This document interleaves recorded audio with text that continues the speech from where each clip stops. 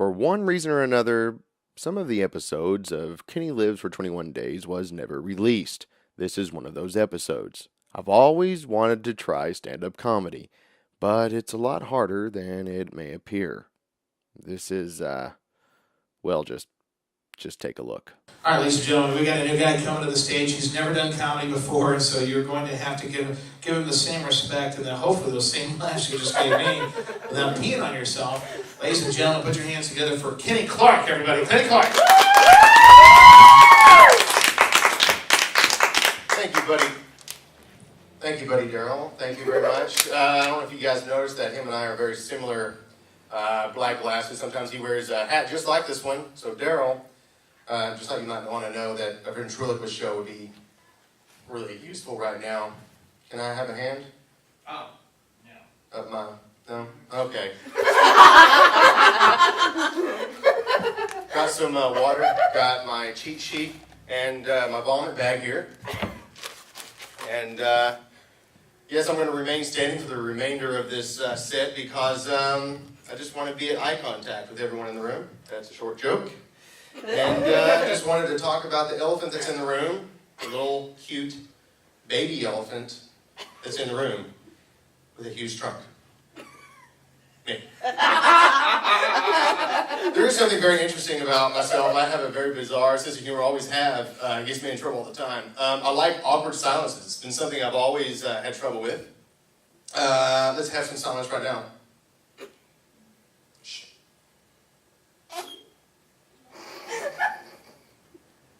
I also like potty humor. I brought a fart machine with me. And that's just a little bit about myself. Let's get right into the actual set. I would like to start off with a knock-knock joke. Knock-knock joke. Knock-knock. Who's there? And then I would like to complete that one outdoors sometime. This one's too old for you guys, right? What? Okay, but for real though. Knock-knock. Who's there? Death. Death who? Speaking of death, the end of the world is coming up very, very soon. 21 days, right, to the end of the world. Uh-huh. That's in a few days. The Mayan calendar ends in 21 days. 12, 21, 12. If you haven't heard about this, you live under a rock and you will survive the end of the world.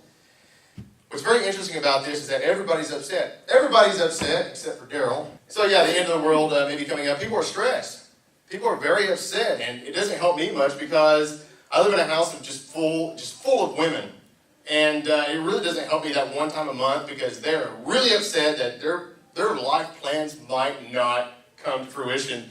And they all got on the same cycle. And I'm right in the middle of it right now. And when I mean in the middle of it, I mean I'm bleeding a little bit. I've gotten to that point, I bleed a little bit. That's probably because they're always chewing my ass out. And what's good, I can save money on tampons. That's always good. And what's really great about stealing tampons is that's like, there's my tampons! And that's them chewing my ass out again. It hurts. And I just don't want to talk about women in general right now because it is a room full of women, with the exception of me. I would like to talk about my little old grandma. She is, according to her son, my uncle, pure evil. Pure evil. And this is basically everything I'm talking about tonight. It's actually true. This is actually true. She's pure evil, and she growls. She will walk around the house early in the morning. It's under her breath. And this is true. Cleaning. I hate my grandchildren. Make them cookies, kill them. And so she really does. I mean, she's very hateful. And my theory on this is that she's not the one doing the growling. I believe there's a few demons that are stuck inside of her, begging and wailing to be released from her body. She's not possessed. She owns those poor little creatures. They're stuck in the, please release us back to the fiery pits of hell that we may suffer in peace. He's like, no, you're mine, you sons of bitches. She is a lot like that. But, you know, it is easy to have a lot of bitterness when things don't go your way. And in life, it's hard to get a hold of that or get rid of bitterness. It's also very difficult to get over your ego. I know this. I'm facing it right now. More than anything, humbling myself. So, without further ado, I said do. I would like to talk about a time that I had to, well, I was in a bad situation, real bad situation. I don't know, I posted a video a few days ago talking about how I hate, more than anything, it's a phobia to buy toilet paper in public, and I've never done it before until just yesterday or the day before. I bought toilet paper. I'm 30 years old, bought toilet paper in public. I was sweating, but with that phobia comes the phobia of using the restroom in public. And a few years back, right after Katrina, I was headed to Lake Charles, Louisiana, and I was in a bad situation because I could not find the house that I was supposed to go to, and I cannot use the restroom in public. It was really shitty. So I finally find the house at the very last minute. I notice there's no plumbing on the outside of this host house. What am I to do? So I actually sat on the edge. I went behind their house, and I sat on a boat frame, a boat trailer. There was no boat on it, but it's just enough to kind of sit upon and, hang on. So I did all that, and it worked out. It was dark. Success. The next morning, I didn't think about the host of the house. He's a man. He's a country boy. Works outside, construction. He goes around the house to take his little morning pee-pee. And I have the truck fired up, waiting on him. And he comes around, and he's like, somebody just took a shit. A human being took a shit in my backyard.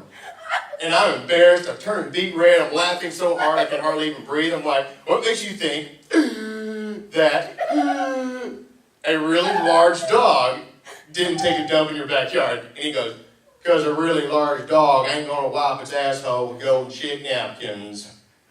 And there's where you laugh. All right. Well, guys, seriously, I can obviously tell this is a huge failure, but before I do leave, there's one thing I can do. Don't think about the past. Don't worry about the future. Try to live for today, live in the now. And I hate to come empty-handed, so I didn't. I made up a really basic joke the other night, and you can pass it on your Facebook status update. And it's real simple. It's, what did the serial killer think of the blonde chick that he had just kidnapped? What? That she wasn't the sharpest victim in the shed. Oh! Thank you very much. Thank you for coming. It was a good experience. Daryl, will you please save me? Where the crick is. All right. Kenny Clark, everybody. Give it up for Kenny one more time. Listen, on behalf of everybody here at LMAO Comedy, we apologize for that. And what just happened for several minutes of farting and pooping and whatnot that you have to endure. Unfortunately, now I have the bug. I must try again, and again, and again. You can find me at LMAO if they ever have me back. I'm Kenny. Join me tomorrow for more Kenny Lives for 21 Days.